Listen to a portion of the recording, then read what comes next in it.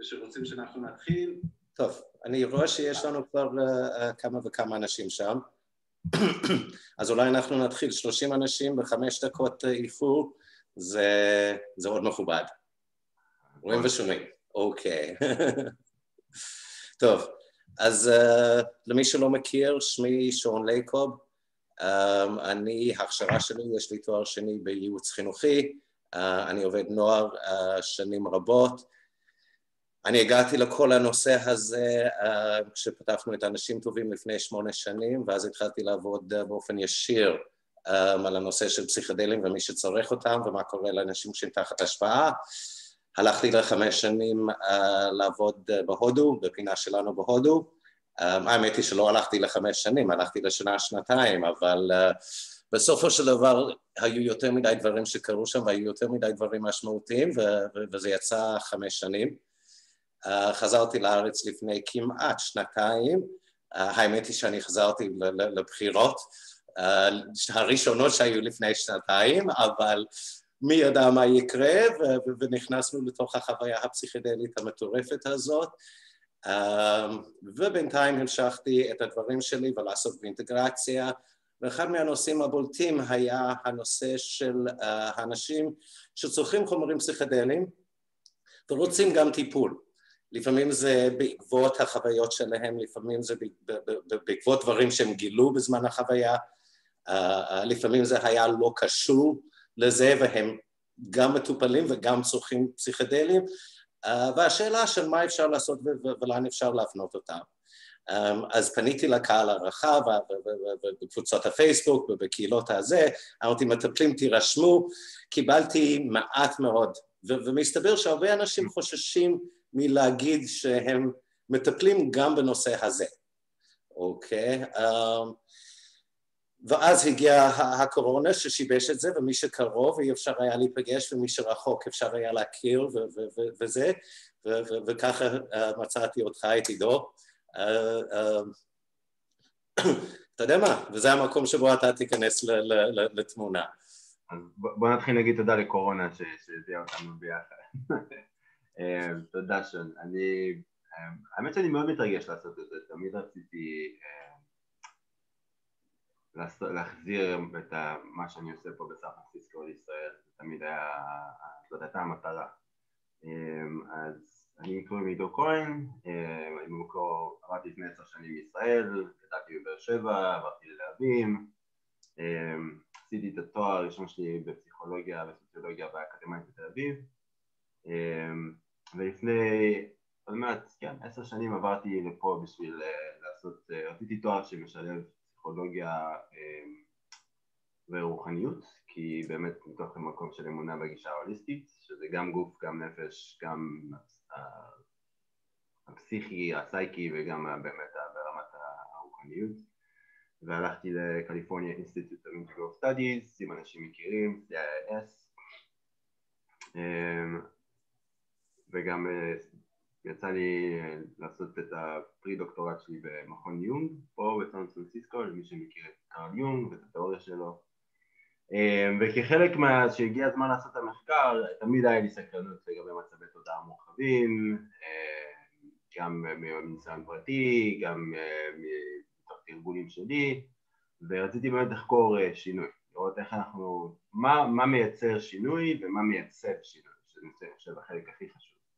שרובנו רוצים להשתנות, והחלק שהכי קשה זה איך אנחנו מייצבים שינוי לאורך זמן. לא רק לשבוע, שבועיים, חודש, חודשיים, אלא באמת לשינוי באופן אישיות עמוק שנשאר בכל החיים.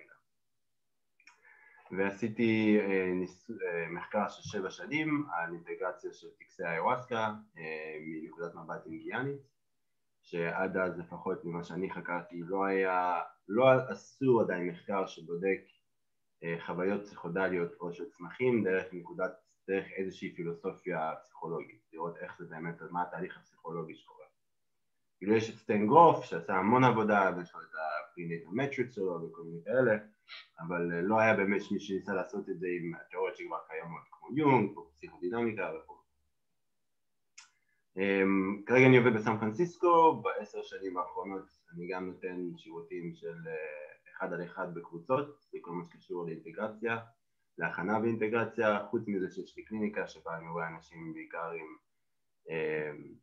טראומת ילדות מוקדמת, דיכאון, חרדות במערכות יחסים, התמכרויות, עבודת חלומות וכמובן תהליכים פסיכו-רוחניים, אנשים שרוצים כזה לגדול, לצמוח מבחינה רוחנית וגם לעשות עבודה טראומה פסיכולוגית כדי.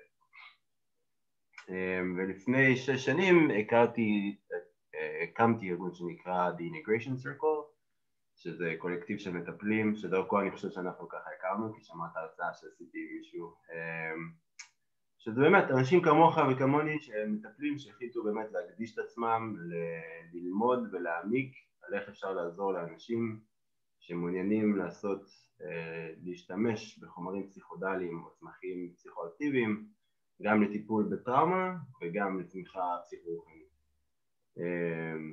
ומאז כן, אנחנו עושים הרבה סדנאות, מנסים, באמת המטרה שלנו זה גם לתת לאנשים מרחב שהם יודעים שיש מקום שאפשר לבוא ולדבר בו, וגם כזה באמת להעמיק את ההבנה של מה בעצם קורה בחוויה הפסיכולוגית, מה בעצם קורה לנו, מה זה אומר מבחינת תודעה, איך אפשר להבין את זה, ולא אחרי זה פשוט להיות במצב של הלם או של בלבול, או מהצד השני להיות במצב של הבנתי הכל והכל בסדר ועכשיו הכל טוב, אלא באמת לקחת את החוויות המאוד מאוד מאוד חזקות האלה ולייצב איתם איזושהי מערכת יחסים מאוד מאוד אינטימית, שבה אנחנו לאורך זמן באמת מבינים ומייצרים יותר מהבנה, מייצרים איזושהי דרך חיים חדשה שמשלבת את מה שלמדנו בחוויות האלה. שהמטרה כמובן זה לייצר איזה שינוי באורח חיים ובאיכות החיים. אני חושב שכולנו בסופו של דבר רוצים שנחיה לחיות אורח חיים טוב ומאושר ושמח, עם מערכות יחסים טובות ואהבה ולהגיש מימוש וסיפוק, וזה באמת, וחומרים פסיכודליים וצמחים פסיכואקטיביים באמת יכולים לעזור לנו להגיע לשם. טוב, אני צריך לבקש ממך להתקרב קצת יותר למיקרופון. המיקרופון?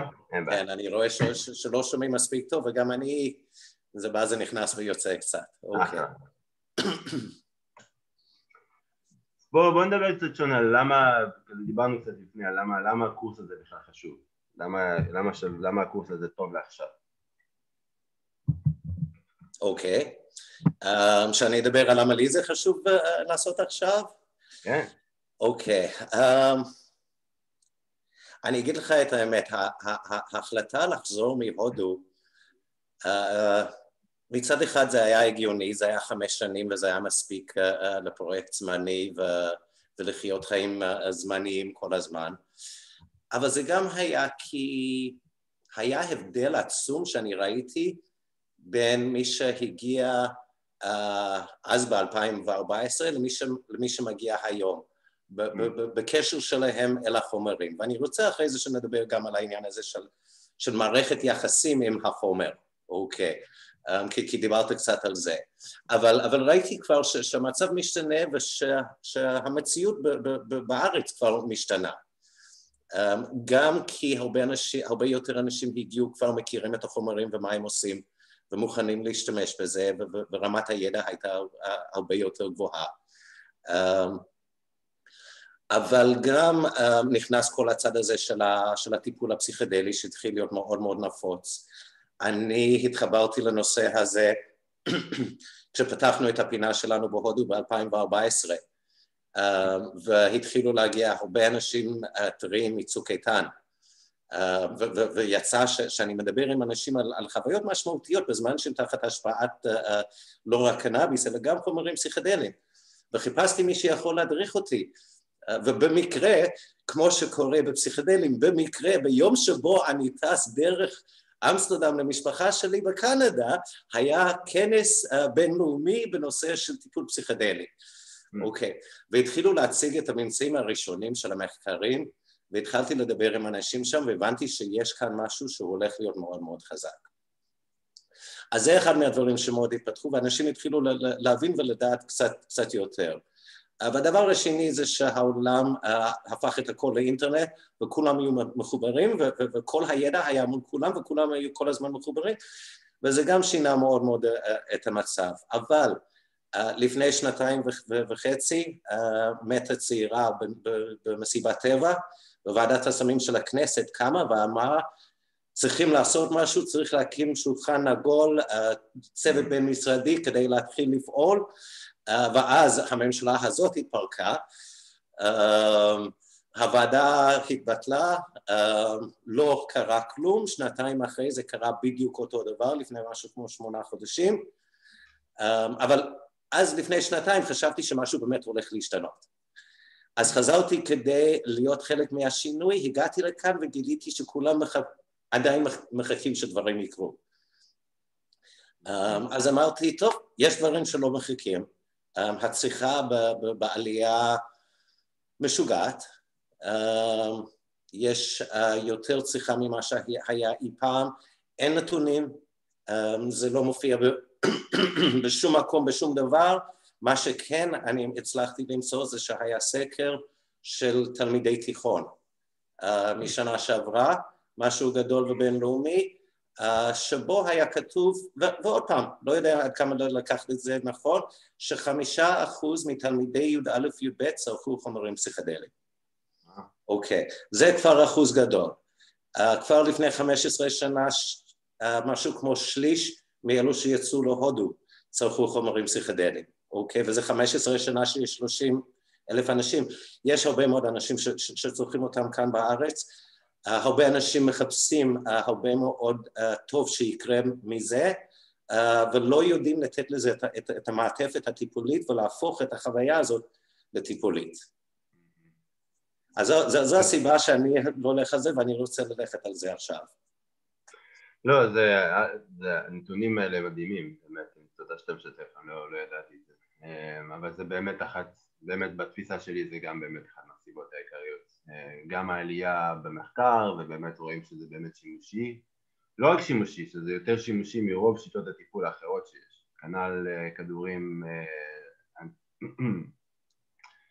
לבריאות בפסיכיאטריה, וכנ"ל טיפולים אחרים פסיכולוגיים.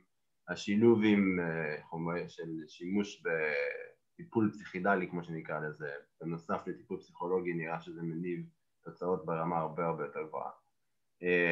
אבל גם אני מסכים איתך, גם התמיכה במחקר, גם התמיכה בשימוש האישי. אני יכול להגיד לך שב10 שנים שאני עובד עם אנשים, כמות האנשים כל שנה שעולה שאומרים, קראתי, ראיתי, ניסיתי וחוויתי, ואני רוצה שזה יהיה חלק מהטיפול שלי. זה הופך להיות חלק מהחיים שלי, אני רוצה שזה חלק מהטיפול שלי, ואני רוצה מישהו שמבין מה העולם הזה. עולה כל שנה בכמות מאוד מאוד משמעותית. וזה לא רק פה בארצות הברית, אני יכול מאוד מאוד לייצג את המדגם האמריקאי, אבל עכשיו בגלל קורונה, שאנחנו עושים קורסים עם אנשים מכל העולם, ובאמת מאירופה ומרכז אמריקה ודרום אמריקה, ואפילו באוסטרליה, וזה פשוט הופך להיות משהו שמאוד, אני לא חושב שזה רחוק להגיד, שזה מאוד מיינסטרים אפילו. אני מאמין שהמספרים אפילו היו יותר גדולים בחתכים של 20 עד 30, אני חושב שהמספרים הרבה יותר גבוהים מזה, לפחות ממה שאני רואה, כי יש ציבורים שלמים שלא נכנסים לתוך שום מחקר. אני חושב שהמעבר של קנייה מהסוחר המקומי לטלגרם שינה מאוד מאוד את העניין. פעם באמת היית צריך להכיר מישהו שחושב שאתה כבר מוכן, שהוא מוכן לתת לך את החומר ולהתמודד איתך, כי לא היה עוד דרך להשיג את זה. נכון. היום מספיק לקרוא מאמר בהארץ, כל סוף שבוע יש כבר משהו, אוקיי, לפתוח טלגרם, להכניס את השם של הסם שאתה רוצה בתוך החיפוש, ואתה מגיע אל רשימה של סוחרים שמוכרים אין ספק, הנגישות היא הרבה יותר גדולה, וגם יש נגישות יותר גדולה לטיפול, אנשים שמוכנים לטפל, לעשות טקסים או אחד על אחד, underground, כאילו מתחת למחתרת, של אנשים שהם גם מטפלים וגם לא מטפלים. יש ביקוש כי אנשים מבינים שיש עוד דרך כזה לשיפור עצמי, לצמיחה, לגדילה, לריפוי עצמי גם. ואני חושב שזה, כמו שאמרת, זה באמת אני חושב שזה באמת נקודה מעניינת לעשות את הקורס הזה, כי אנחנו בנקודה שבאמת מערכות הבריאות, וספציפית אנשים שמטפלים באנשים, עובדים סוציאליים, פסיכיאטרים, פסיכולוגים וכיוצא בזה, הזאת, באמת אנחנו צריכים ללמוד, צריכים באמת להרחיב את מאגר הידע שיש לנו בשביל לדעת גם להכיל וגם לשרת אנשים שיבואו עם חוויות כאלה, וזה בלתי נמנע, זה יהפוך להיות הרבה והרבה יותר פופולרי, זה לא ילך אחורה, זה רק ילך קדימה, ובאמת עולם הטיפול צריך לפגוש את השינוי, את הקידום הזה, זאת אינטגרציה, זה סוג של אינטגרציה, הנה משהו חדש יוצא, איך העולם הישן עושה אינטגרציה ומקבל שיש עוד שיטת טיפול, שיש עוד דברים חדשים וצריך להתקדם, ובגלל זה אני חושב שאנחנו עושים את זה בזמן שהוא מאוד מאוד מעניין ומאוד מאוד פורה גם, באמת להתקדם, עולם הריפוי, עולם ההילינג מתקדם, אנחנו צריכים להתקדם ביחד איתו. אז כן.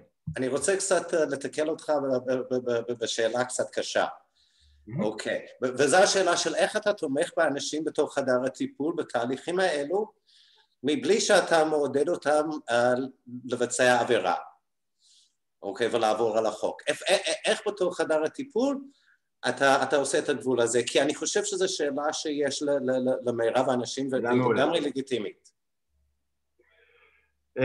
אני חושב שבשבילי התשובה היא מאוד מאוד פשוטה, אני אף פעם לא ימליץ את זה למישהו, אבל אם מישהו כבר מביע עניין, אם מישהו מביע סקרנות, אני עובד עם המון אנשים שקוראים ספר, בארצות הברית לדוגמה יצא ספר שנקרא, אני חושב שקוראים לו Opening the Head, שכתב אותו איזה עיתונאי מאוד מפורסם, ופתאום היה גל שלם של אנשים בני 40 עד 65, טלפונים, אימיילים, קראתי את הספר הזה, זה נגע בי, אני רוצה לעשות את זה. אוקיי, הניצוץ כבר שם. אז אם כבר אנחנו שם, אז אני לא אשדל אנשים, אבל מה שכן, אני חושב שבתור מטפלים יש לנו אחריות, שלא אוקיי, אז בוא נעשה את זה בצורה מודעת. בוא נראה שאתה באמת יודעת למה אתם נכנסים. איך מתכוננים בצורה נכונה, איך מתכוננים בצורה בריאה, בשביל גם לשמור על הבטיחות של הבן אדם, וגם באמת לראות שאנחנו יכולים להוציא מזה משהו מאוד עמוק ומרפא. יש דרכים להתכונן לחוויות כאלה. אפשר להיכנס סתם ככה בלי זה, אבל יש דרכים שבאמת שמאפשרות, אני לא להשתמש במילה למקסם, אבל יש דרכים שאפשר להתכונן בשביל שבאמת יוציאו לנו להוציא יותר עומק, יותר משמעות. אוקיי, אולי זאת המילה, יותר משמעות. וכמובן, זאת ההתמחות שלי באינטגרציה. אם כבר מישהו שאנחנו עובדים איתו, או שלא עבדנו איתו, אבל פתאום בא מחוויה כזאת ורוצה לעבוד איתנו, איך אנחנו פוגשים אותם בצורה הכי מודעת, בשביל באמת לעזור להם לייצר מזה משהו, א' כל לראות שהם בטוחים, לראות שזה לא יוצא יותר בלבול, כי אני מכיר אנשים שהלכו וחזרו הרבה יותר מבולבלים, הרבה יותר מדוכאים, הרבה יותר בטראומה ממה שהם היו לפני זה, כי לא הייתה להם הכנה, לא הייתה להם תמיכה, ולא היה להם מי לעבוד שיעזור להם כזה להבין לאט לאט מה קרה ומה קורה שם ומה הסמל הזה אומר ומה החוויה הזאת אומרת ומה הזיכרון הזה אומר ומה קורה פה. אז אני לא חושב שאנחנו במקום שצריך לשדל אנשים יותר. כמו שאמרת, האינטרנט היום יש לנו גישה לכל המחקר, לסיפורים הטובים יותר, לסיפורים הטובים פחות. זה אחד, ושתיים יש כבר המון אנשים שכתבו ספרים מאוד מאוד טובים שאנשים קוראים, גם אנשים שלא עשו אף פעם סם פסיכודלי לפני, והם קראו ואמרו וואו, יש פה משהו שבאמת גורם לי לנסות את זה. אז אני חושב שזה לא, המקום שלנו זה באמת לא להמליץ עדיין, אבל אם מישהו מביע עניין, אז שאנחנו לפחות נהיה במקום בתור אנשים שמשרתים אנשים אחרים, להיות במקום שיש לנו מודעות ויש לנו ידע ואנחנו יכולים לעזור לאנשים לעשות את זה בצורה הכי בטוחה, הכי מודעת והכי הוליסטית. שיש טיפול לפני ויש טיפול אחרי, שזה לא יהפוך להיות עוד חוויה כזה בארון חוויות שלנו. וואו, הלכתי, עשיתי, ראיתי, איזה יופי, מהמם, ואחרי שבועיים הכל חוזר אותו דבר. כן, כן. אז שון, אני כזה מסתכל על הזמן, אני אומר, אולי כדאי שנעבור כזה קצת על הקורס? זה בדיוק מה שרציתי לשאול, ורציתי לשאול אותך, אז כשהרכבת את הקורס, מה היה לך חשוב להכניס ולמה? שאלה מעולה. קורס כזה יכול להיות קורס של שנה גם. אין ספק שאנחנו עושים פה היכרות עמוקה, אבל זה עדיין ברמת ההיכרות פלוס פלוס. תשמע, 20 שעות של למידה של ממש 10 מפגשים של הרבה. שעתיים, זה קורס של סמסטר באוניברסיטה, כן. לגמרי, לגמרי. אני פשוט רוצה להיות זהיר כזה שזה לא... זה עולם כזה עמוק. זה עולם כל כך רחב, כל כך עמוק, עם כל כך הרבה ענפים, שגם 20 שעות גם זה, אנחנו נתפוס הרבה, אבל לא נתפוס את כל העולם. מה שלי חשוב זה באמת, וכשבנינו את הקורס, שבניתם אני ואתה, וחשבתי על הקורס, זה אחד באמת לעזור למטפלים, להתחיל לעשות אינטגרציה של עצמם, של מערכת ידע, שבאמת מותאמת לעולם החוויות הפסיכודלי או הצמחים הפסיכואקטיביים. אני תמיד מפריד ביניהם. כי זה לא אותו דבר, לדעת לעבוד עם, לעשות טיפול פסיכודינמי או טיפול אפילו הקומי, שזה מאוד פופולרי עכשיו בישראל וכל מיני כאלה, זה לא אומר שאתה יודע באמת לעבוד עם העולם הזה, כי העולם הפסיכודלי הוא באמת עולם של תודעה מורחבת. עוד פעם להתקרב קצת למיקרופון? אוקיי. זה עולם של תודעה מורחבת. נכון? ואנחנו לא כל יום חווים חוויות של תודעה מורחבת. אז יש פה יש איזשהם רעיונות, יש איזשהם תשתיות פסיכו-רוחניות שצריך לשים בשביל באמת לשרת אנשים בצורה הכי טובה. אני חושב שזו המטרה העיקרית. אבל באמת, זה ללמד איך אנחנו לומדים להעריך ולהכין אנשים בצורה הכי טובה. על מה צריך לשים לב, מה אפשר להדגיש, איך אני עוזר למישהו באמת לעבור להיכנס לתוך חוויה פסיכודלית שמרגישים שיש להם תמיכה, שיש להם כלים, שיש להם כיוון, שיש להם איזושהי מערכת שהם יכולים לנווט איתה, מאשר להיכנס בתוך חוסר מודעות ועם פחד וחרדה. הדבר השני שלי מרגיש הכי חשוב זה לדעת איך לעבוד קצת עם טראומה.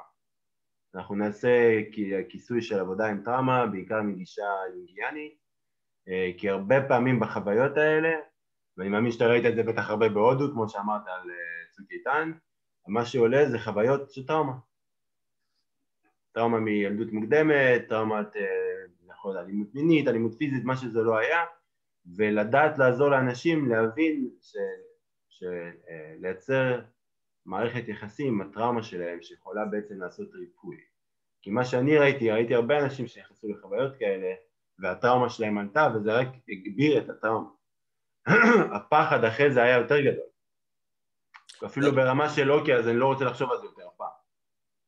ואני לא רוצה להשתמש בחומרים האלה יותר פעם, ותן לי רק להפך, בוא נצא, אפשר לעזור דרך להבין איך לעבוד עם חוויות טראומה כשהן עולות, אפשר לעבור ממצב של פחד למצב של חיבור וסקרנות.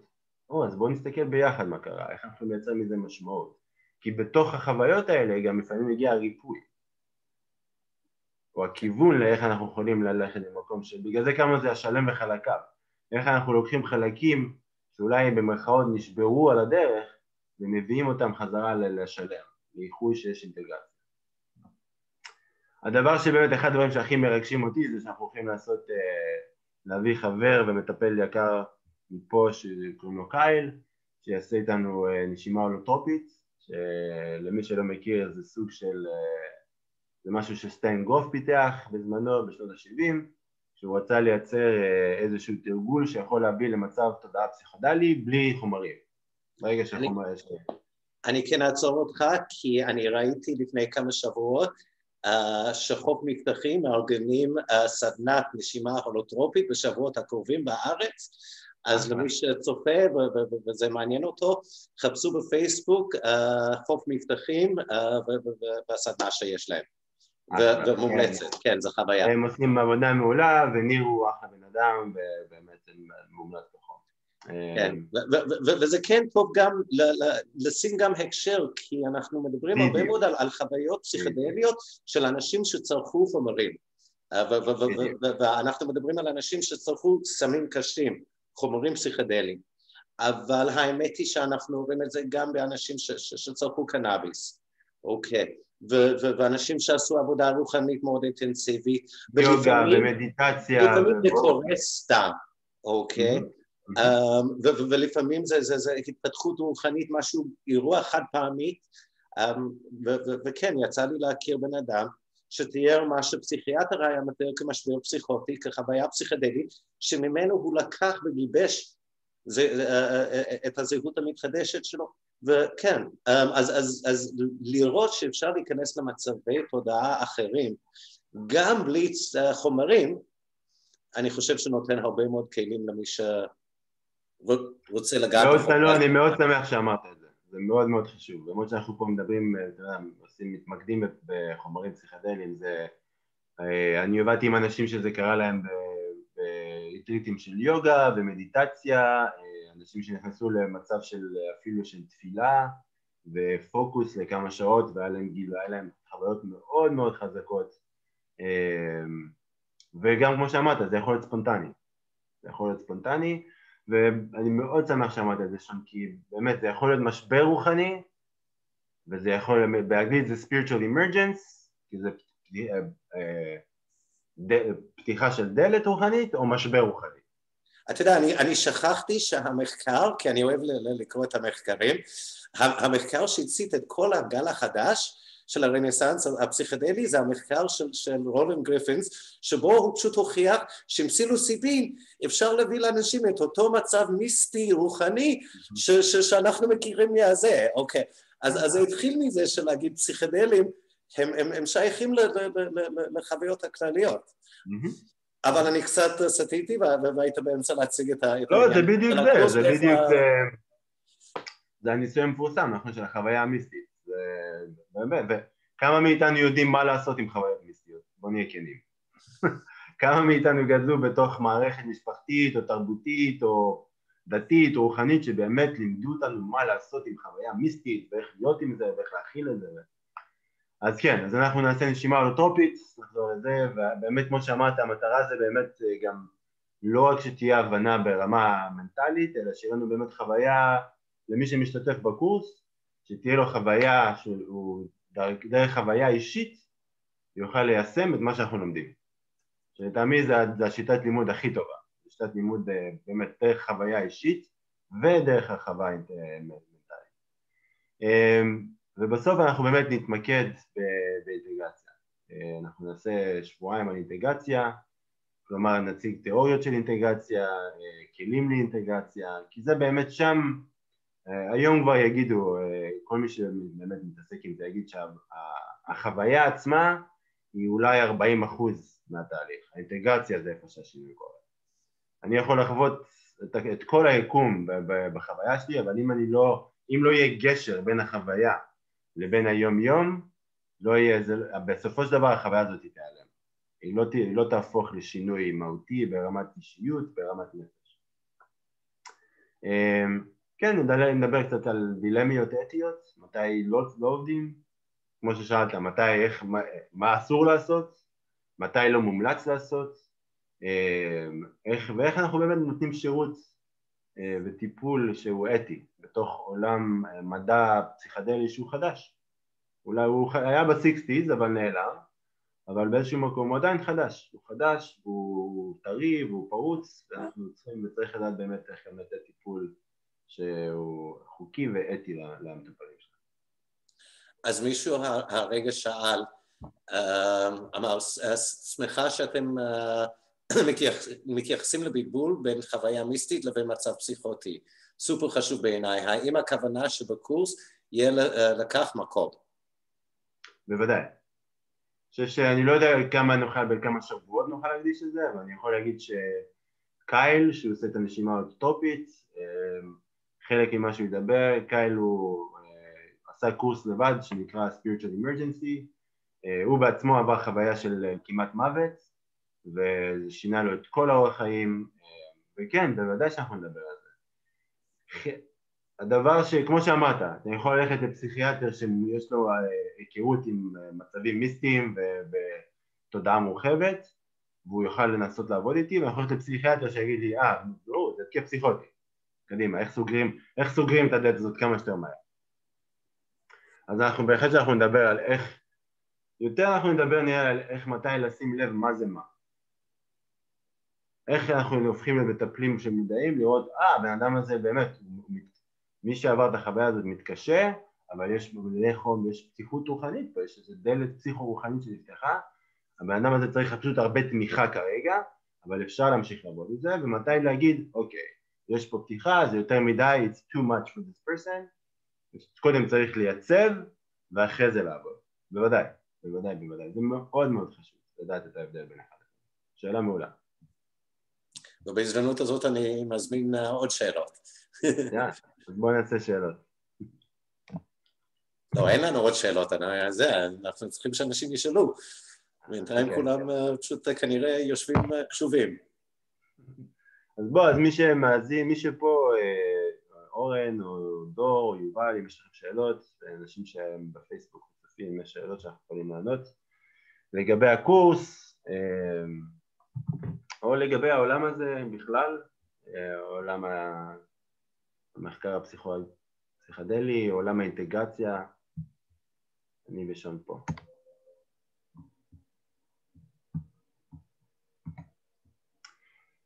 תוך כדי שאנחנו מחכים, שאני חושב שעוד דבר שחשוב לי באופן אישי לציין זה לאלה מאיתנו שמשתמשים בצמחים, והיום זה מאוד מאוד פופולרי. אפילו קנאביס, אבל אני חושב יותר על האיוואסקה, על פסילוסיבין, פטריות, אייבוגה למי שמכיר. אנחנו צריכים לזכור שאנחנו לוקחים את זה מתרבויות שהן מאוד מאוד שונות מהתרבות המערבית. זה תרבויות שבהן המצבים האלה הם כבר, יש להם אינטגרציה לתוך, לשבט, לתוך המקום שאתה גר בו. כלומר, השכן שלך עשה את זה, ושם יש חכם כפר שיכול לדבר איתך על זה, ומישהו במשפחה שלך עשה את זה. וכשאני בתור בחור מערבי הולך ונוסע לפרו, או למרכז אמריקה, או לספרד, או פורטוגל, ומשתתף בזה, אני פותח את עצמי לתוך עולם שהוא לא עולם מערבי, לתוך חוויה שהיא לא חוויה מערבית. וחלק ממה שאנחנו נדבר עליו בקורס הזה באמת, זה גם איך א' כל להעריך ולהוקיר את זה, וגם באמת לעשות קצת, ללמוד מהקוסמולוגיות השמאניות, מה אנחנו יכולים ללמוד מהם, להביא לתוך העולם הטיפול. גם להביא לתוך העולם של איך אנחנו מבינים את החוויות האלה. שאם פתאום, לא יודע, עשיתי פטריות בבאר שבע, אבל יש לי חזיונות של אנקונדה, וכל מיני דברים שיוצאים מזה, איך אנחנו יכולים להבין את זה. וכי בשביל זה צריך קצת לדבר על שמניזם.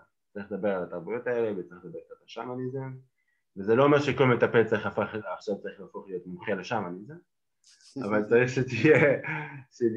שתהיה איזושהי הכרה, ואיזושהי הבנה בסיסית של העולמות האלה. והתרבויות האלה, יותר מזה, התרבויות האלה שמהם הצמחים האלה באים, והטקסים והכלים שהתרבויות האלה משתמשים בשביל לעבוד עם הצמחים האלה. אוקיי, אז יש לנו כאן כמה שאלות. קודם כל זה האם הקורס מתאים למי שמתכנן להיות מטפל או שגם מתעניינים בכללי. אז בואו נדבר קצת על למי הקורס הזה מתאים.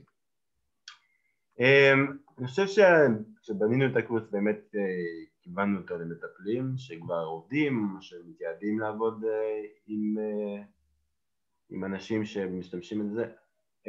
אם יש עניין וזה למישהו שהוא לא מטפל, אתם יכולים להגיש, יש בלינק שם, ליצור איתם בקשר, יש טופס שאפשר למלות, אנחנו נהיה איתכם בקשר. בטוח גם וגם, אנחנו רוצים, באמת הרעיון זה להעשיר אנשים כמה שיותר. אוקיי, מה הכי חשוב בתהליך האינטגרציה? האם יש יתרון בעבודה קבוצתית? נתחיל מהשאלה שלי. ויש שאלה לפני זה של מהם שיטות או מתודות האינטגרציה המרכזיות היום. שאלות מעולות. רגע, איפה נתחיל? כן, בהחלט יש ערך מוסף לעבודה בקבוצה. אני יכול להגיד שאנחנו עושים כל חודש יש לנו קבוצת אינטגרציה שפתוחה לכל לאנשים מכל העולם. יש משהו מאוד מאוד חזק, א' כל לדעת שאתה לא לבד. לשמוע סיפורים של אנשים שעוברים חוויות דומות, אפילו יותר אינטנסיביות, יותר מורכבות, או יותר פסיכו-רוחניות משלך, זה עוזר, תמיד עוזר לדעת שאנחנו לא לבד. וככה אפשר לייצר קשרים עם אנשים אחרים שגם מתעניינים באותו דבר, למצוא אנשים שמתעניינים באותו תחום כמוך, באותם חוויות כמוך. יותר מזה, אני חושב שיש משהו מאוד מאוד מאוד חזק לשתף בתוך קבוצה. זה באמת יכול לשים אותנו ממש מול, אם יש לנו אישו להתבייש או לא לקחת מרחב או להקטין את עצמנו בתוך קבוצות, זה מקום מאוד מעולה לעבוד על זה. אבל אני חושב שבאמת הדבר הכי גדול זה התמיכה. זה התמיכה, ושיש עוד קבוצה של 10-15 אנשים שהם עדים לתהליך שלי והם תומכים, ואני רואה שבאמת אני כל כך שומע את זה, אנשים שהם חדשים בתחום, ויש שם חוויה גדולה וחושבים שהם משוגעים, כי הם לבד בזה. ואני אומר, לא, לך תמצא, בוא תצטרף למעגל ותראה שיש הרבה אנשים כמוך, וברגע שזה מוריד איזושהי, אני חושב שזה סטיגמה, זה מוריד מהסטיגמה. וברגע שהסטיגמה, הדרך שבה אנחנו חווים את הסטיגמה בפנימיות, היא לא כל כך חזקה, אז אנחנו יכולים לעבוד עם התהליך הזה בצורה הרבה יותר. שיטות אינטגרציה הכי המובילות היום, וואו, זו שאלה מעולה. אני לא יודע אם יש שיטת אינטגרציה אחת. אני אולי ברשותך, אני אעבד קצת את השאלה. יש איזושהי שיטה טיפולית שלא יכולה לעבוד על המצבים האלו, או שכל מטפל יכול לעשות אינטגרציה לפי שיטת הטיפול ההולמת לו? כי אני יודע שאין באמת מחקר להגיד איזה שיטה יותר טובה. עדיין לא. אבל כן אולי את דעתך, אפשר לשאול. אני חושב שכל שיטת טיפול שאין לה לא רק כבוד, אבל שהעניין של הפסיכו-רוחניות, שבו יש שילוב, בראייה הוליסטית, כל שיטת טיפול שאין בה מרכיב הוליסטי, שבה העולם הרגשות, העולם המנטלי, העולם הרוחני והעולם הפיזיולוגי הם אחד, היא תהיה מאוד מאוד מוגבלת. כלומר, וזה שוב פעם, אני לא רוצה להגיד שזה לא יכול להיות, אני פשוט חושב לטעמי זה יהיה מאוד מוגבל. אם אני אלך למישהו שהוא מטפל CBT נגיד, שזה באופן ספציפי אמור לעבוד על העולם הקוגניטיבי. אני לא יודע אם מטפל כזה שלא חשף את עצמו לעולם הזה, יוכל לעבוד איתי על העולם הפסיכו-רוחני. לא יודע, אני לא אומר שהוא לא, אבל אני לא אומר שהתיאוריה היא לא מובנית לזה. גם לדוגמה מישהו שהוא קלאסי פרוידיאני נגיד, רוב הסיכויים שהם לא ידעו מה, שלא תהיה יכולת להכיל את זה באותה צורה. כי עולם הפרוידיאני הקלאסי הוא לא לוקח בחשבון חוויות רוחניות. לא באותה מידה כמו שמישהו שהוא משתמש בגישה טרנספרסונלית, בגישה יונגיאנית, בגישה נגיד somatic experiencing, אני לא יודע איך אומרים את זה בעברית, שיוכל לעשות עם זה. אז אני לא יודע להגיד אם יש שיטות שהן לא טובות, אבל יש שיטות שהן הרבה יותר טובות. אוקיי, יופי. אוקיי, אבי שאל, האם תהיה התייחסות למצבים מורכבים לאחר צריכה, כמו דיפרסונליזציה, חרדה ועוד? אני חושב שענית שכן, אבל כנראה שתצטרך קצת יותר להרחיב על לאיזה מצבים אפשר להיכנס אליהם, שעליהם כן נדבר בקורס. אני חושב שאנחנו נדבר על זה המון בכל מה שקשור לטראומה ולשבועיים של טראומה ולשבועיים של אינטגרציה. כשאני אומר טראומה, באמת מתכוונים לאנשים שיוצאים עם דפרסונליזציה, עם איזושהי פרגמנטציה של הסייקי אחרי זה. אני עבדתי עם אנשים שנכנסו לטקסים ופתאום גילו שהם היו קורבנות להתעללות מינית או להתעללות פיזית או להזנחה רגשית מאוד מאוד חמורה,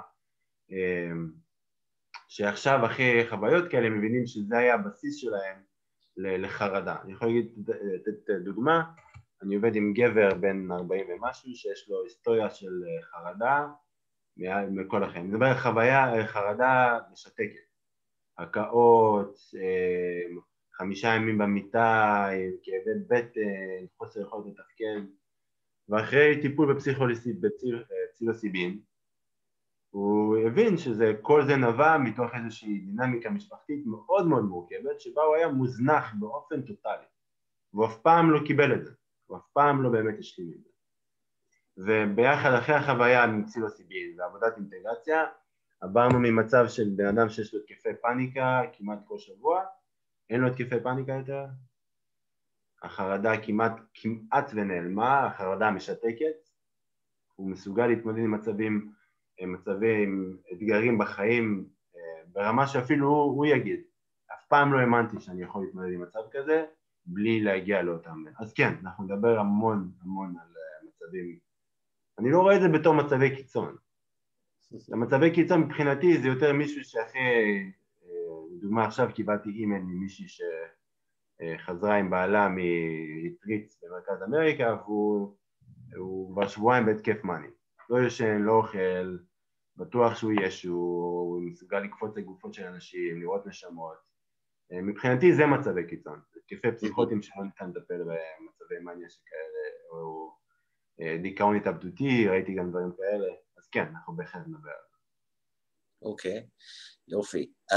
תשמע, אני חושב שכשאנחנו מדברים על טראומה, אנחנו צריכים לזכור שאנחנו עם ומדינה יוצא דופן בזה שכחלק מה-DNA, כחלק מהתרבות, חייבת להיות רמה מסוימת של טראומה, ואז אנחנו לא מתייחסים לטראומות הקטנות. אוקיי, אתה צריך שהייתה לך טראומה שבו היד, הכל וזה כדי לקבל הכרה בזה שאולי אתה צריך להתמודד עם חוויה שהייתה קשה במובן כזה או אחר. עכשיו יש... תדע לך שזה אחד הנושאים שבאמת הוא קרוב לליבי, הטראומה היהודית-ישראלית, כמו שאני קורא לה. אני חושב שרוב, אני אגיד משהו שאולי יישמע קצת controversial, אני חושב שבישראל רובנו, מי שגר בישראל מסתובב במצב של עוררות של טראומה. שמצב שהמערכת העצבית, המערכת הסימפתטית והפרסימפתטית, הם באיזשהו מקום תמיד פעילות. אני מסכים. ואם למתי שזה נכבד, אם זה נכבד, אתה צריך רק לעבור ליד עיתון או טלוויזיה, או לשבת באוטובוס כשיש את השעה, ואז כולם שומעים את הציף של החדשות. כן, כן. וזה, אתה יודע, וזה יושב על גבי הטראומה היהודית של שנים, של מאות שנים של רדיפה ושל, צריך להזכיר, אתה יודע, את כל האסונות שהעם היהודי עבר, ויש פה משהו שאני חושב שבגלל זה העבודה הזאת זה מאוד מרגש אותי להביא את הקורס הזה לישראל, כי יש פה באמת, הייתי רוצה שנהיה יותר מודעים בתור ישראלים בכלל, לאיך הטראומה הזאת משפיעה עליהם. כן. יש כל כך הרבה, מה שאנחנו חווים בישראל באמת זה בתוך מערכת עצבים שהיא במצב של fight, flight or free. אנחנו באיזשהו מקום תמיד בתוך הדבר הזה, תמיד בתוך הדבר הזה. למה ואני חושב שאני מאמין שאתה ראית את זה בטח הרבה יותר ממני. למה אנחנו טיילים כאלה גדולים? למה אנשים אוהבים לנסוע לדרום אמריקה ולהודו? זה ברייק, אנחנו מקבלים זה חופש. זה חופש מהמצב הזה. כן, אני מסכים איתך. טוב, אני חוזר לשאלות, ויש כאן שאלה ששווה לשאול... שאלה מיובל, ראית את זה? נכון, זה מה שאני רציתי לעלות. וכמה זמן בערך כל סשן טיפולי עם פסילוסיבין למשל, ואיך מתכוננים לתהליך כזה, הבנתי שזה נהיה חוקי במקומות מסוימים באמריקה. אז בואו נתחיל, טוב, אתה תענה על כל שלושת החלקים. בואו נתחיל מזה אנחנו לא ללמד בקורס הזה איך לנהל סשנים של פסילוסיבין, רק שנהיה, או של כל חומר אחר. בגלל זה היה חשוב להעלות את השאלה הזאת. כן, בדיוק. אבל בסשן של פסילוסיבין, ממה שאני יודע, יכול להיות בין 3 ל-6 שעות, תלוי בבן אדם, תלוי ברגישות, תלוי בכמות, גם תלוי בלמה אנחנו עושים את החוויה. יש אנשים שרוצים ללכת ממש עמוק, אז עושים לפעמים מה שנקרא בוסטר דוסס, שאחרי שעתיים לוקחים עוד קצת, ואחרי שעתיים עוד קצת, ואחרי שעתיים עוד קצת. אז אבל ממוצע זה בין 3 ל-6. איך מתכוננים? זו שאלה מאוד מעולה שאנחנו נדבר בה בקורס בשלב של ההכנה. התכוננות יכולה להיות בגלל זה אני אוהב את הגישות השמאניות. משנים את הדיאטת אוכל בשבוע שלפני, בדרך כלל מורידים חומרים כמו מלח, קופאין, כל מיני דברים שמעוררים, בשביל להתחיל לייצב את המערכות בגוף. ולהתחיל להכין אותם באמת לעולם של לחומרים הפסיכואקטיביים בצמח, תוך כדי זה שיש כל מיני תרגולים של להתחיל לייצר איזושהי, מה המטרה שלי, למה אני עושה את זה, מה הכוונה פה. יש כל מיני תרגילים של ממדיטציה, לתרגילי כתיבה לפני, לכל מיני דברים שאני נתחיל לפרט עכשיו, אבל יש עולם שלם של הכנה, והמטרה באמת זה לייצר איזשהו תהליך שבו מי שהולך לעשות את החוויה הזאת גם נכנס בצורה שמרגיש בטוח ומוכן, וגם עם כלים לנווט. זה מה שאנחנו נדבר קצת בקורס, אבל החוויות האלה יכולות להרגיש קצת כמו להיות עם רפסודה בים. וחלק מההכנה זה לתת למי שעומד לעשות את החוויה הזאת קצת כלים לדעת איך לנווט את הרפסודה הזאת עם יותר ביטחון. שזה לא יהיה כזה overwhelming, זה לא יהיה גורם לשוק. אז זה ככה בקצרה. אוקיי, אז אני אתייחס לשאלה שהייתה גם קודם, על האם בצריכת חומרים יש משהו שצריך לדאוג לו מעבר לסט וסטינג, ואני אגיד את דעתי, יש גם חומר, לדאוג שהחומר הוא טוב, אבל חוץ מסט וסטינג, זאת אומרת חוץ מכל העולם הפנימי וכל העולם החיצוני, והחומר זה בערך מכסה את כל, אוקיי, אז אין יותר מדי דברים מעבר לזה, חוץ אולי עולם הרוחני, צריך להוסיף עוד משהו שצריך להתכונן אליו, אבל זהו בגדול, ושאלה אחת שחוזרת בכמה סגנונות. אני יכול להגיד משהו על זה? אוקיי, כן. אז חלק ממה שאנחנו נדבר עליו בהכנה זה שסט וסטינג זה לא רק לרגע שבו, לאיזה חדר אני נמצא בו. סט וסטינג זה גם לאיזה מערכת משפחתית או זוגית אני חוזר אחרי זה. כי אם אני נגיד בזוגיות שהיא על הפנים, או בתוך מערכת משפחתי מאוד מאוד מורכב, ואני חוזר אחרי זה פתוח עם עולם, ואני חוזר לתוך מערכת מאוד מורכבת, צריך לחשוב על זה. נכון. אם אני חוזר פתאום, או נגיד, אחד הדברים שאנחנו מנסים לעבוד איתם פה, זה אנשים באים, בדרך כלל פה החוויות האלה הם בסוף שבוע שלהם. אז אנשים באים ביום שישי, חוזרים ביום ראשון, ואז ביום שני קופצים חזרה לתוך עולם העבודה, החדשות, אז זה לא ממש מועיל, זה חלק מהסטינג. אז אנחנו באמת נדבר על זה שסט וסטינג זה הרבה יותר מורכב.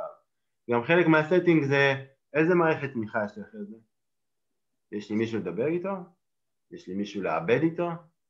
מה קורה אם אני חוזר ואני חוזר אחרי זה יותר עצוב? או יותר מדיכאון? או להפך, או פתאום אני מלא השראה ומלא הבנה. לאן אני לוקח את זה? אז אני רק רוצה להגיד שאנחנו נדבר על סט וסטינג בצורה קצת הרבה יותר רחבה מרק לחוויה הרגעית. אני ניסיתי להגיד שאין דבר בעולם חוץ מסט וסטינג. מה שבפנים ומה שבחוץ זה מרכיב את כל העולם, אז כן. ושאלה שחוזרת על עצמה בכל מיני מובנים, זה אנשים מנסים להבין מה יש בתוך הפסיכדלים שהופך את זה לטיפולי.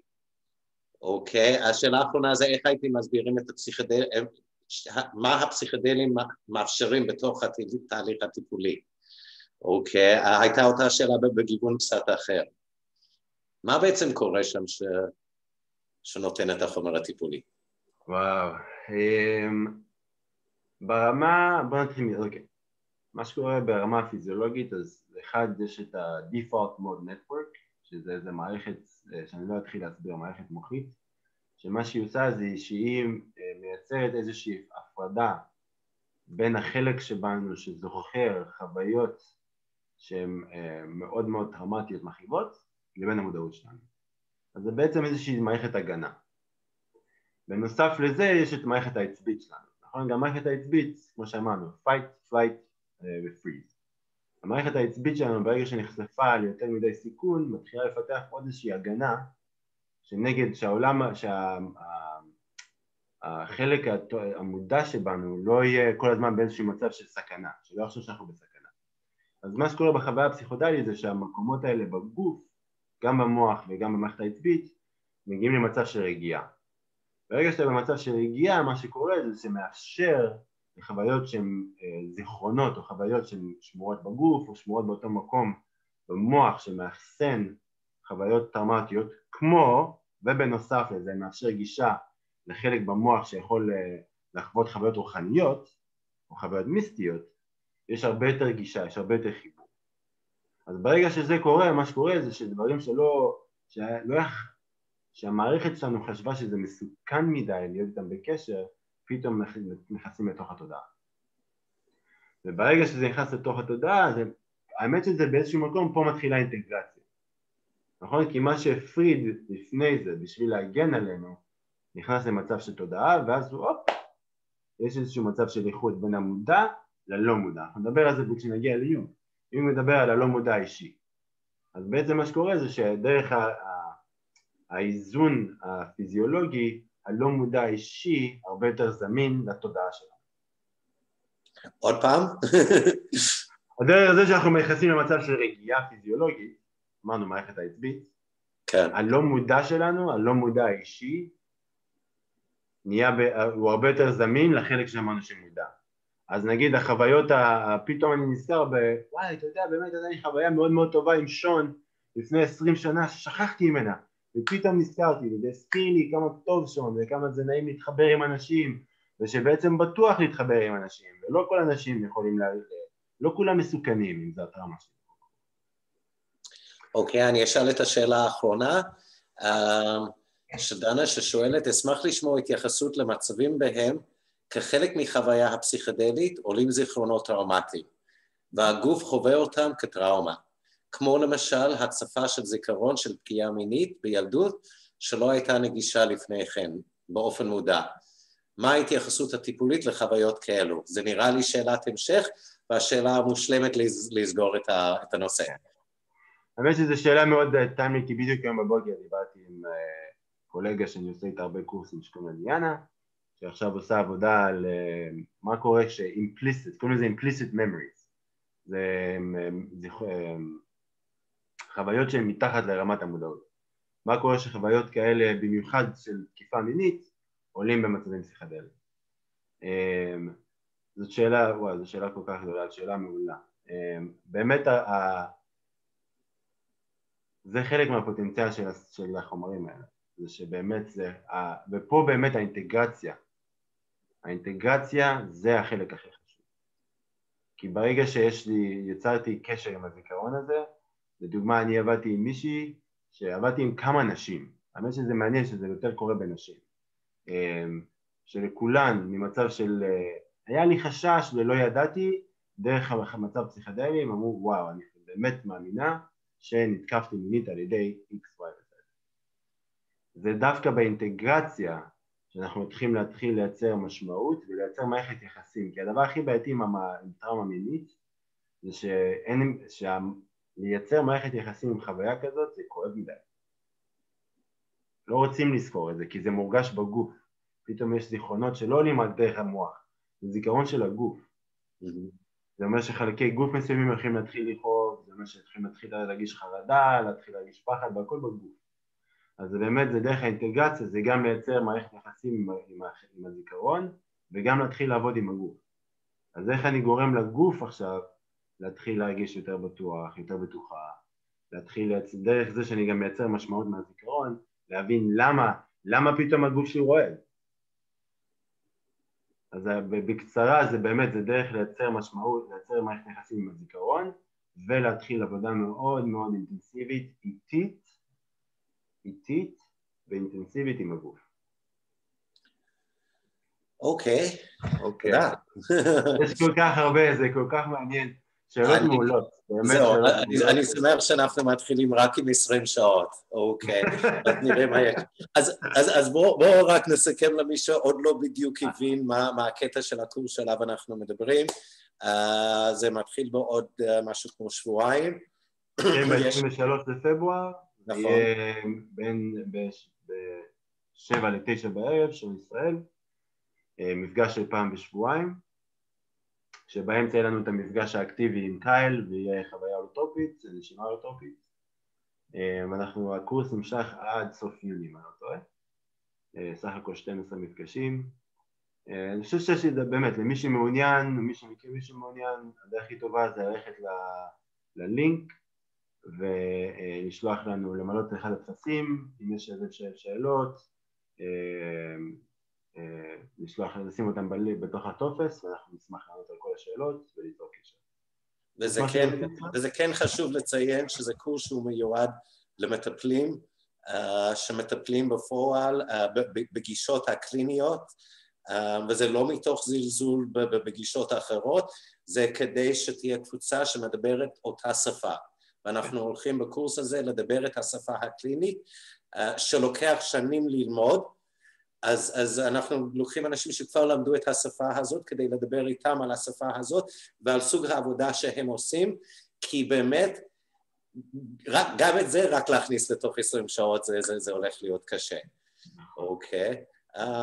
אולי אני רוצה גם להרחיב שם, אולי אם יש אנשים שהם מטפלים, שמקשיבים לשיחה הזאת, שיראו אותה בשידור חוזר, שלא מחשיבים את עצמם מטפלים קליניים, אבל באמת עובדים עם אנשים שמשתמשים שחווים חוויות של תודעה מורחבת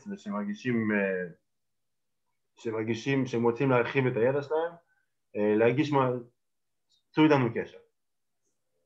אוקיי, אז כן, אז יש את הלינקים בתוכנית לזה, לעשות את החיפוש בגוגל, גוגל כבר מצא אותי מזמן.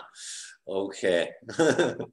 ומי שרוצה לעקוב אחרי הפרויקט שלנו פה, מוזמן לעקוב אחרי The Integration Circle, מאוית כמו שזה נשמע, או בעיקר באינסטגרם ובפייסבוק, זה דרך טובה לעקוב אחרינו, גם שם אפשר למצוא אותי ולענות שאלות, ולהיחשף קצת יותר לעומק של העולם הזה וגם לקורס הזה. אוקיי, אז תודה עידו. תודה לך שון. יאללה, שיהיה לילה טוב. באמת שיהיה לכם לילה טוב בישראל.